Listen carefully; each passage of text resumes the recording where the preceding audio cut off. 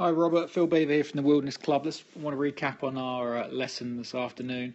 So if we just run through a few bits here, this swing on the left is the first swing of the day. And he was a bit worried about your takeaway and backswing, but we can see here that's very good to the top.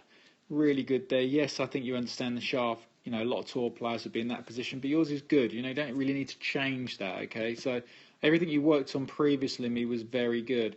Coming down, the shaft is very good again. Left arm pulls in front, shaft cuts through right forearm, so I love all of that. This is where things start to get a little wrong for you, Robert. So coming into the ball here, it's quite static coming into that shot, so I can't see much clearance there. And then we run through. Keep an eye on this sort of lower half here. It's not really turning. And what that's going to do, Robert, it's going to cause your arms to go vertical, which you can see here. That shaft is cutting out extremely steep through the neckline. And the club face here is pointing straight down. And that's purely the fact that because you haven't turned, the arms are sort of out racing the body and it's making it what we call a flip.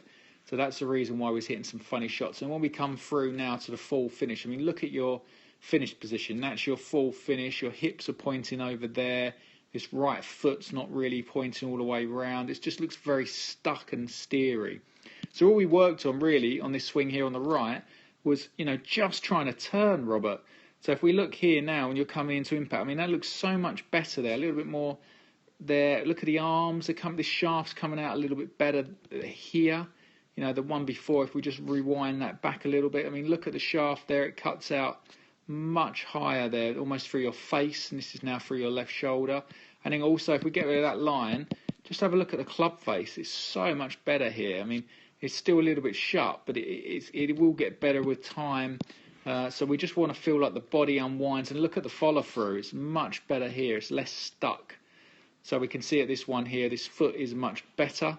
The hips look like they're pointing almost down the line, as opposed to this swing here on the right. We can see everything's a little bit stuck. So let's not worry too much about the backswing. Let's start focusing a little bit more on rotating.